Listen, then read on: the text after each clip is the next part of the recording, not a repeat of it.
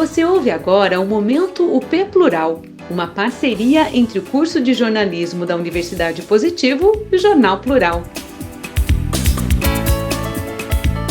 Escrever para nós uma história sem medo.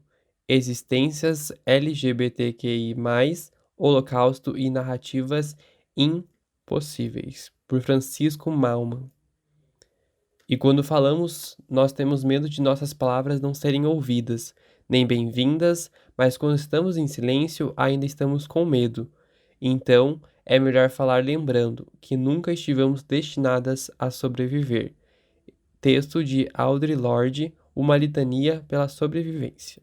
Uma vasta bibliografia feita de pesquisas, relatos, experiências e estudos, minuciosos e interdisciplinares, que se dedica a pensar gênero e sexualidade de humanos e não humanos em distintos tempos e culturas. A esta altura, no entanto, nos parece certo de que maior parte deles se dá via produção interrupta da diferença ou via produção compulsória de assimilação, isto é, perspectivas que apostam em classificação, categorização e diferenciação entre existências, que acaba por engendrar desumanizações no conceito de humanidade, ou em noção pacificadora de igualdade, que não considera geopolíticas, processos de colonização, aspectos culturais localizados e sociabilidades específicas. As histórias de existências LGBTQIA+, atravessam as histórias de tudo o que há, as narrativas de origem, as explicações de mundo, a criação de territórios, nações, colônias, cidades, países, insurgências, agrupamentos, instituições, saberes, sonhos e por aí vai. A nomeação, o enquadramento, a patologização, a reprovação ou aceite de vidas que escapam sempre se deu em disputa.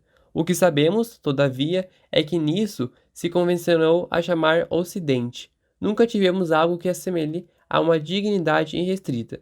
E logo percebemos, então, o que são pouquíssimos os que ascendem, uma vez que culturalmente o outro sempre foi associado ao esquecimento, numa supremacia do ser que justificou os genocídios, como o Holocausto, e segue justificando a manutenção de desigualdades de mortes por toda a parte. Diversos grupos ditos minoritários histórica e socialmente tiveram seus corpos, subjetividades e práticas teorizadas a partir de uma distância daquilo que, contextualmente, era considerado normal.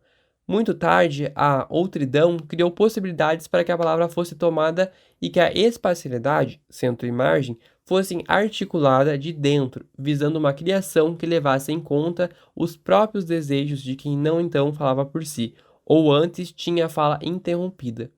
Levou muito tempo para que a inversão sujeito-objeto acontecesse. Ela está acontecendo agora, enquanto escrevo esse texto que é, em si, uma tentativa emancipatória. Os estudos do Holocausto, irmandados a muitos estudos interseccionais, nos revelam como os ódios, o teor insuportável que determinados grupos parecem criar em outros, têm similaridades. Sabemos como a violência pode ser extrema, simbólica, física, política, estética e ética. Aprendemos como o trauma, as mentiras tornadas verdades, as ficções criminosas de líderes genocidas, o apoio acrítico das massas, as prevenções científicas geram fenômenos da ordem impossível, que se dão bem aqui entre nós. Shoah, enquanto questão paradigma, cria chamados incontornáveis dos quais a noção de memória parece crucial. As sobreviventes e os sobreviventes se tornam testemunhas do fim do mundo, reivindicações vivas. É como se os atos fossem uma lembrança carnal de que nem todas as vidas estão garantidas, de que a distribuição dos recursos de vida pode ser profundamente desigual. Da banalização do mal ao trauma e testemunho, tentamos criar sentidos para existências atravessadas e marcadas pelo extermínio, pelo genocídio e pelo constante risco de desaparição. Parece existir um medo que nunca cessa, um certo tipo de temor que tangencia todas as tentativas de romper as lógicas do apagamento, o estado do terror a qual existências LGBTQIA+, estão expostas, um sem fim de imagens de morte sequencialmente apresentadas e reapresentadas, produzem fenômenos de ordem do assombro. E é exatamente aí que parece residir a urgência da criação de outras narrativas, histórias, conceitos, projeções que nos tirem do interior das ficções de aniquilamento e nos permitam integrar um sistema de visibilidade e dizibilidade que leve em consideração nossos desejos incapturados pela destruição, desfazer o medo, abandoná-lo, ainda que só por algum tempo, passar da denúncia ao anúncio, tentar enganar a tradição do silêncio. Pensando em algumas dessas questões, das quais narrativas de vida, memória e formulações coletivas são centrais, criamos no Museu do Holocausto de Curitiba uma programação para o mês de junho que reivindica complexidade e pluralidade para as existências LGBTQIA+. No nosso evento online, além do silêncio, existências LGBTQIA+, memórias e narrativas de vida, se dá em dois eixos, encontros e a formação.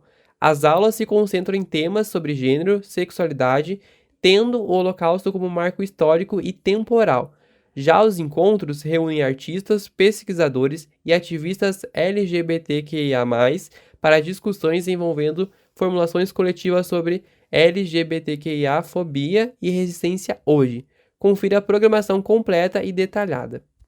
Este texto é de responsabilidade do autor e não reflete necessariamente a opinião do plural, por Francisco Malman.